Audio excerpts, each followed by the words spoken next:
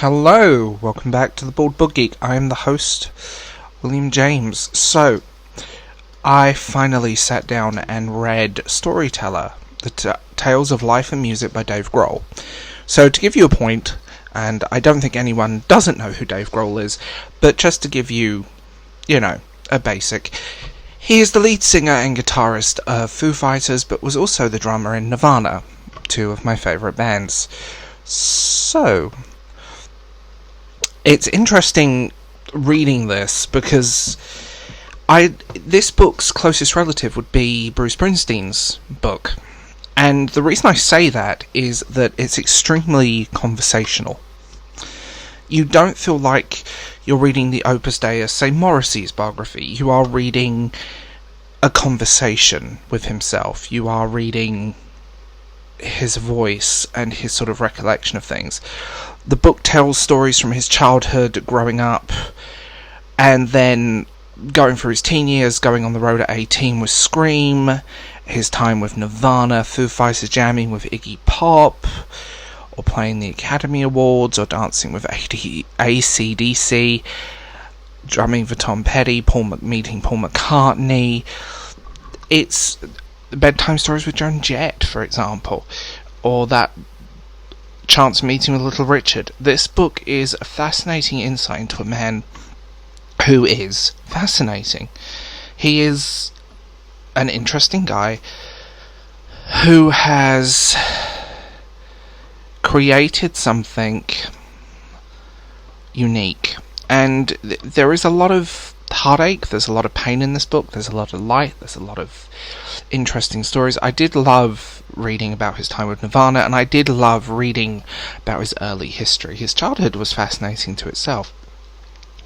His reaction to Kurt Cobain's death, the morning after as it's called, and then sort of creating what he's created since, and just creating this world of music, this rich world of music that is encapsulated. I'm always envious of people with any musical talent, because I have none, as not for the want of trying, and I genuinely believe this book is a must-read for a fan, or anyone who's basically into music. I do love the fact that he goes into his life a little bit, his life with his families. I've seen some criticism on Goodreads reviews where they point out that it doesn't go very deep into the stories that he's telling, they're just surface level. And I completely understand why. He does skim over the juicier parts, and that is what a lot of readers want to know about, but it's not a trashy celebrity biography. It's not, well, I did this, and I slept with this person, and this is the drugs that we did, and this person was naked in my bed. No, this is more conversational. And I did see criticism over the timeline of the book jumping around, but that's not the point of the book. It's not a chronological, I was born, I lived, I did this, and this was my Opus Deus either. It's a conversational book. Like I said at the beginning, its nearest relative is actually the Bruce Springsteen book. And you get a very interesting insight into a man. I'm glad that he kept a lot of most of the juicy details private. No one needed to know stuff like that. Because, no, it's not that type of book. It's far more intelligent than that, and it is literally just a conversation. A few people, I watched Savvy's video on the book. Was it Savvy? Someone's, and they were criticising it for reasons I just pointed out, but I get why. I think we're so used to celebrities being open books, excuse the pun. For example, talentless Kardashians selling every aspect of their private life to the media. Or some rando from some Real Housewives doing a tell-all on the celebrity affair. No, that is not this book. This is stories, this is his life. These are things that he's willing to share.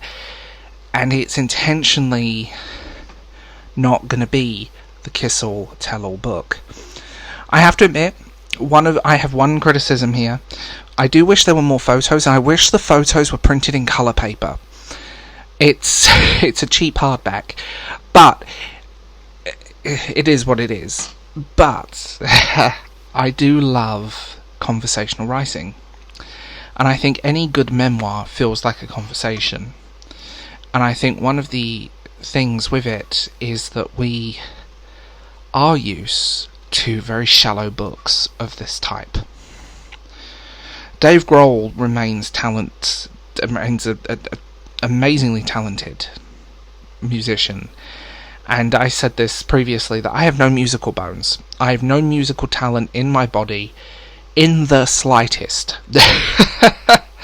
And I mean that. I have nothing. I can strum a few chords on a guitar, and I cannot sing for love nor money. But I'm always jealous of people that can. And I'm always jealous of people with stories like this. This is both heartbreaking, enlightening, funny, charming, conversational piece of writing by a very talented individual.